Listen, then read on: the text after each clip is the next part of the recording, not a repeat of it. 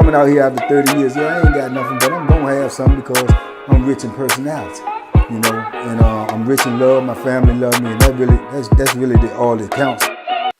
Shout out to everybody out there on Team Banky Pound, man. I appreciate the love. Bam, bam, boom, boom, boom, boom. I appreciate the support. We out here, man. 33 years of prison stories, man. We putting this message out there to the universe in hopes that it will be received well, in hopes that somebody would grab it, hold on to it, use it in their, walks through life, man. Keep them, on a positive track, on a positive note. That is my hopes every time I tell one of these stories, man, that it just reaches somebody. If it reaches more people, then the more the merrier. But that is the movement, man. We just trying to change the mindset of some of these young people, man, so they won't get so caught up in their life and end up on the other side of that gate, man. Just taking chances and not being aware, not being well informed. So that's what we trying to do each and every day over here, TBP, man. So big love to everybody who support that. Big love to everybody with the movement. Big love to everybody who taps in daily and rocks with me, no matter what platform is on, whether it's here, whether it's Twitch, whether it's Instagram, TikTok, Facebook, whatever the case may be, man. We just trying to push this positive message, man. So big love to each and every one of y'all, especially that morning mud. It has become a thing, a crazy thing sometimes, but it's a thing. Big shout out to everybody who taps in at 6. Big love to everybody who rocks out with me at the late night when we be winding down, and big love to everybody on my membership, man. Big love to all of y'all, man. Salute TBP Nation, man. We out here. Oh, man. What brought this in my mind, I do not know.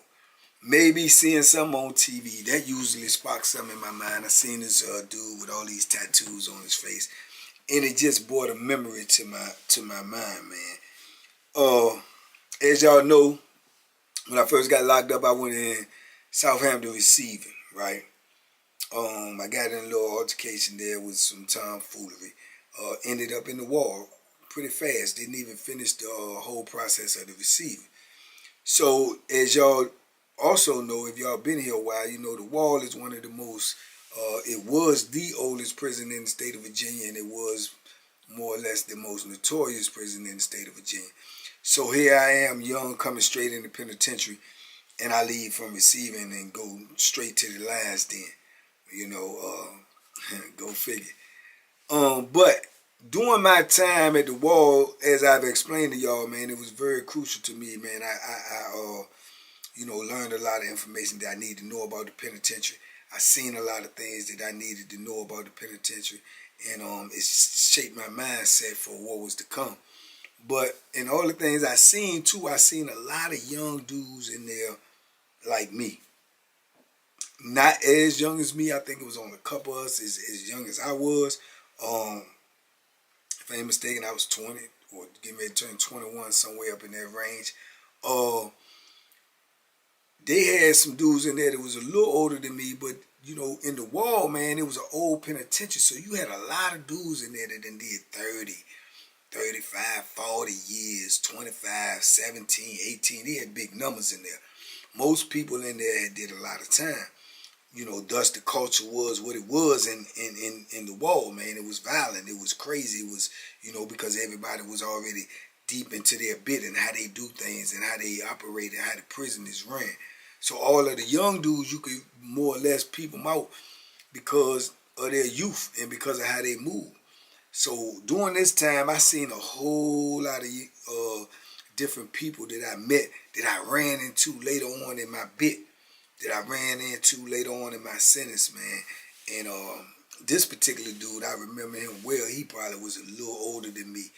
And it was a white guy, and his name was Spider. And they called him Spider because he had this big old tattoo of a spider on his forehead, tattoos on his head, tattooed all up. But he was a little dude, But in the wall, he came in, I'm assuming he coming in too, like me. He came in like, like he was this, real HELL raiser on the street, you know, and he was doing all this stuff like maybe he was a biker or something, but he was just used to be trying to get drunk, yelling, screaming, hollering. You know, every time somebody got into an altercation or something, he'd be hollering and screaming, going crazy, like he bought that life. You know what I'm saying? He was one of them dudes used to be climbing up and down the bars and stuff. Dudes used to, you know, he had the spider on his joint. He started like he was a spider monkey or something. Because if you fall off of them bars, man, you's a goner. You know what I'm saying? Especially from the third tier on up, you's a goner. You know, if you ain't a goner, you gonna wish you was a goner because you're gonna be in so much pain and so many broken bones that, you know, but he would do that. He would climb on the outside of the bars and stuff like that. He would give you the impression that he, you know, he got that Bethlehem on him. He walking around with the knife, and he's always yelling, trying to see who got something to drink. You know, he trying to learn how to make drink himself. He getting high, you know. And for the most part, from my observation, it looked like dudes won't really down on him like that, even though he was a white boy. They won't really down on him, maybe because of his personality, maybe because of his look, maybe because of the way he acted. He acted like he was about this life, you know what I'm saying, and he was getting along with dudes, you know what I'm saying, from my observation. I didn't really know him that well to talk to him, but I had got to know him, but not really that well where we was chopping it up or nothing like that. At this time, I'm young. I ain't really trying to get to know nobody. I'm on my P's and Q's, man. I'm super duper paranoid. I ain't with none of that. So, but I just remember him, and the vision that I had of him was always acting crazy and doing, you know the type, man. The dude is always trying to be the loudest in there. No matter what's happening, he trying to be a part of it. He trying to be yelling and screaming. If we protesting, we ain't got our food inside, he kicking the door the longest. He stayed up all night, stayed on the gate, looking out the window, talking about the people that's walking back and forth because we could see the people on the street in the wall. He doing all of that. So I just always had this perception of him as just like, man, this just young, crazy white dude right here. Then you got all these tattoos on your face and your head and stuff. You just look like he already done lived a crazy life, and then it ended him up in the penitentiary, right? Now, this is when I say that, man, I mean, you know, they always say believe half of what you heard and only what you see. But man, sometimes you can see things and then, you know, you can't even believe that. Because this is why I say some of the times you get shot. Because like I said, now mind you, that's my perception of him, right? And I think he ended up going to the hole for doing something to an officer, either throwing something on an officer or either trying to stab an officer or something. But I know he took a brutal, you know, you know what I'm saying? I know he took a brutal. They beat him up and dragged him up out there, and I ain't see him no more. But the thing about it is, I run into him some years later on another institution, right? And when I ran into him on another institution, he was more or less doing the same thing, you know, but now we in the penitentiary. You see, the wall, you in the penitentiary, but they still had sanctions because the wall had been so crazy, so you're not moving with the whole compound. You're only moving with that block, which is a lot of people, but it's only a block.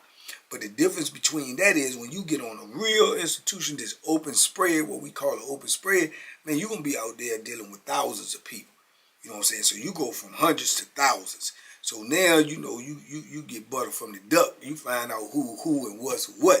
So I'm on the joint with him then. It seemed like he was all right. I remember him ended up getting moved in the block one time. Seemed like he was in the same thing. I guess he had got to running with the, you know, the white crowd. I don't know if he was a white supremacist. He into that type of stuff or not. Because even the white supremacists, as far as I know, when I was in there, at least to the end of my bit, won't even shout, "No, I'm white supremacist." That ain't gonna work out for you. So, but just, you know, you say that by just observation, by him being with the white dudes, and they kind of like isolating themselves, whatever they talking about, whatever they got going on, they keeping it to themselves. That type of stuff. It ain't like these big cities where you got the ABs and all that. Nah, they ain't moving like that in Virginia. So that's what my perception of. Well, I remember when he see me, he remember me, hey man, when I in the wall with you, I'm like, yeah, we was on the same block, yeah, Spider, right? Yeah, man. That type of stuff. So boom. Years later, now, man, I probably would say from the wall till I ran into him then was probably like 2-3 years later. So now you talking about, let me see,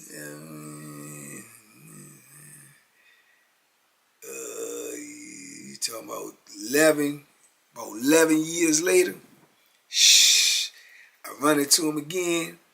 I come in a block that he already in. When I see him, I automatically, when you walk into a new block, you look around, you try to see who's who you know, you know what I'm saying, if you got enemies, all of that, you got to see what's going on. So I remember seeing them and make a mental note, oh, that spider right there, woo, see, oh, that's such right there, boom, okay, boom, I got some type of familiarity about who in here. But I remember distinctively now, even looking back when seeing him, he looked different. He the same, but he looked different. What you mean by that? What I mean by that is his whole demeanor made him look different. He wasn't as loud and boisterous as he was. He wasn't as energetic as he was. He seemed like he was soft-spoken. And I saw him first time, you know, corresponding to talk to another dude, but I just could read his body language. It didn't, something ain't sit right, but I had to have my finger on it. You know what I'm saying? So, as I get in there and I get, you know, acclimated into my cell, my roommate, and get to moving out around in the block, seeing what's going on, whatever, I see him, he pull up on me, talk to me. You know, say, hey, man, yeah, what's up, man? Hey, what's up, right? And I could tell by the tone of his voice, by the movement that he was moving, that he had changed. Something was different about it. You know, little did I know, which I would find out within 48 hours, now, this same dude that was in the wall with me, that was young, that was coming in, that was a white dude, that had tattoos all over his face, big old spider on his forehead, and all of this stuff, hollering, screaming, yelling, raising Cain, coming in the penitentiary, you know, seeing him again, hanging with the white dudes, doing this thing. Now, all of a sudden, he is the money. You can't make this a heated money, man. Now he the money. He not only the money, he got a man. And I know the dude, this is man, because I was on another compound with him. And I'm like, huh? They done tamed him, man. He done either got into some type of altercation. I don't think that it was something just by his demeanor, me knowing him earlier in prison, that it was something he probably was into. I think this was more or less one of these situations where, you know, you got yourself in over your head, or you got into some debt, or you got into a situation where somebody put that pressure on you or ran down on you and overpowered you, and now you into this. That's what he was into. He was somebody's people, man. And that was crazy to me. And I know this happens every day in the penitentiary, but just for the fact that I knew him, that I started this bit with him, and he was a different person, it just was another lesson to me to let me know how this penitentiary can change you, how this penitentiary can overwhelm you, how this penitentiary can, you know, make you do things that you never thought you would do.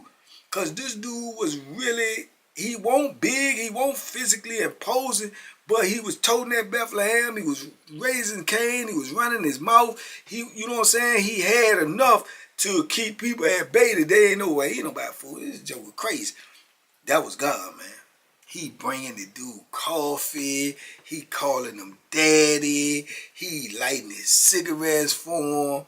Man, I say, what in the world? And he told me once he knew I found out, because he knew I knew his dude. So when I was talking to his dude and stuff, he was like, boom, he came over there and gave him some coffee. And asked him, did he want to light a cigarette for him, daddy? I'm like, he was like, hey, man, my peoples. I said, yeah, I see. He said, you know, I came in the penitentiary with him. He was like, oh, yeah. I said, yeah. I said, but I ain't know he was into that. He said, oh, yeah, he into it. Yeah, he all the way into it. Crazy. Mind-blowing, man. And those type of things have happened to me, you know, periodically through, you know, my bit where I meet people. And I meet them in one pretense and then find out if they got something else going on. You know what I'm saying? Or end up on another compound with them and see with my own eyes they got something else going on. But it's some people, man, you can't even see it, man. Because this dude don't look the part. He don't look the part at all. He look, man, I'm telling you, I wish I could show you a picture of him. But he literally now, trying to even, for him to even be trying to talk like soft or like a woman, or to be trying to do womanly things and calling another man daddy, man, it just was mind-blowing to me. This is the same joker that was hollering and screaming, F the police and let's burn this down and yeah, man, let's go, let's riot, let's just crazy out his mind. Assaulting police and it crazy out in there. He's, somebody people, man. He the money. He the money. So, yeah, man, prison, man, I'm telling you, man, you can't never get to the point where you think you know what's going on. Because soon as you get to the point where you think you know what's going on, guess what? You don't know what's going on. Yeah, you don't. You don't know what's going on in the penitentiary, man. Every day, it's a learning process, man. You got to keep on learning, man. And even the people, the characters, the people around you, man, you don't know who's who you think you do, but you don't. And the penitentiary will let you know that you don't. Because it just be a lot going on, man. And I remember that, man, locking that in my mind like Spider. But prior to him, I had seen other people that had succumbed to the same thing. You know what I'm saying? Or either had started, you know, using drugs real bad, that either had a gambling habit real bad and was, getting in all types of debt, which led them to do other type of crazy stuff. I seen dudes that was in there with me that crashed out, all types of stuff, man. And it just kept me, more so in tune of what can happen, man, if you ain't on your P's and Q's in this penitentiary, man, because penitentiary don't care nothing about you. They don't care nothing about you. Just like Booker, they care nothing about you. So, man, yeah, but I saw that, man. He had became that, and I just could not see that in him. And I don't know if it was because of the tattoos or the way he was acting or whatever that made me think that just wasn't even a possibility for him. But obviously I was wrong. You know what I'm saying? Obviously I was wrong. And I thought he was, like, to be honest with you, semi-racist. But he was with a black dude. When he was into that. That's who he was with, a black dude.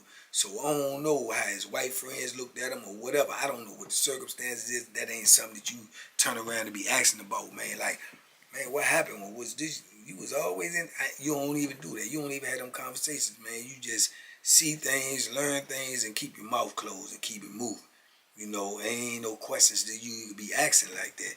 But he definitely had made a transformation. A transformation, and it was just odd to me. It was odd looking. It was weird. It was,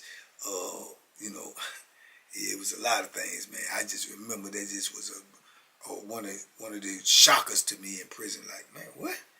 And then, like I said, I ran into other dudes. It was the same way. It was surprising, but it wasn't as far-fetched as him. Because of my first impression. Like they say, first impressions is, the most long-lasting and best impressions that you have of a person when you first meet them. And those were my first impression. If I'm in the wall, if I'm 20, he ain't no more than like 24, 25, if that. You know what I'm saying? If that. So, and we less than 11, 12 years or something in or somewhere around that time. And now, this is his life. And then to my understanding, he had life. So this is how he now chose to do his bit. Looking for protection or whatever, protection or affection, whatever one it was, that's what he was into, man. And as I ran into him later on in the years, he was still doing that. He was no longer the rowdy, crazy, noise making, ready to go to war with the police type of dude. He was always up under another dude. And always talking soft and always acting humble and always, catering to whatever dude he was with. And man, I just never forgot that. That was just always, like I say, that is a penitentiary lesson for people. That, some people can be broken, man, in a lot of different ways. And that was the way I feel like he was broken. You know what I'm saying? He was broken, and you could tell by his demeanor and his energy level from the time I knew him from the beginning that whether he liked what he was doing or not, or whether he learned to like what he was doing or not, that you could tell that he wasn't himself. He wasn't himself. Whoever I met when he first came in, that's who he was, because that was when he was, wild and free. And now, that ain't the case. He the money. He the money, you know what I'm saying? So, man, yeah, just prison lessons, man, life lessons, man. And I was taking heed, man, to everything that was happening around me everything that was happening in my vicinity, everything that I was hearing about, I was just taking lessons from all of that. You know, all of those type of things, man. That's why I learned in the penitentiary. Never say never, and never, you know, count nothing out, because as soon as you count something out, man, you gonna see that, hey, it's possible. It's possible. Just like when that crack came in there, and I ain't no dudes even get high like that, because I looked at them in a certain way, but certain circumstances would change a dude's character. Some dudes, now I don't think it can change a real dude's character, but it'll change some dude's character, and you'll see things in them that you ain't even see from the naked eye. You ain't even see from conversation. You ain't even see from being around them. It's in them, though. You know what I'm saying? From getting high to other stuff, it's in them. And then you got to put it in your mind that all these dudes in prison anyway, everybody in here for something, so you don't even know this person before they got to prison, so you don't know what they into. You don't know. You know, you have no idea, man. But yeah, that was a shocker to me, man. Old Spider was the money. Spider was the money, man. And yeah, you know, it is what it is, man. But anyway, man, I just wanted to share that with y'all. Quick story to share that with y'all. The penitentiary, man, is always a mystery, man. It's always a mystery, including when you're going to get out, including if you're going to get out. So that's why you should duck penitentiary, man, at all costs, man. You know, like I say, it's a blessing in every lesson. And the blessing is, man, that, you know, you learn these things, man, for a reason, not a season. You learning these things so you can be aware, to keep you sharp, to keep you, you know, in tune to what's going on around you. This is a different world, man. If you do not pay attention in the penitentiary, you'll become a victim of something. You know what I'm saying? So thank God that I had the capacity to listen and to learn and to watch, man, and to be able to process that stuff, man. So thank God for that. But anyway, y'all let me know what y'all think in the comments. Talk to me. I talk back, man. In the meantime, in between time, man, y'all be safe, be smart, make good decisions. Please duck the penitentiary and duck these hooks, man. They out there. Boom, boom, boom, boom, boom, boom, boom, boom. Please believe me. Boom.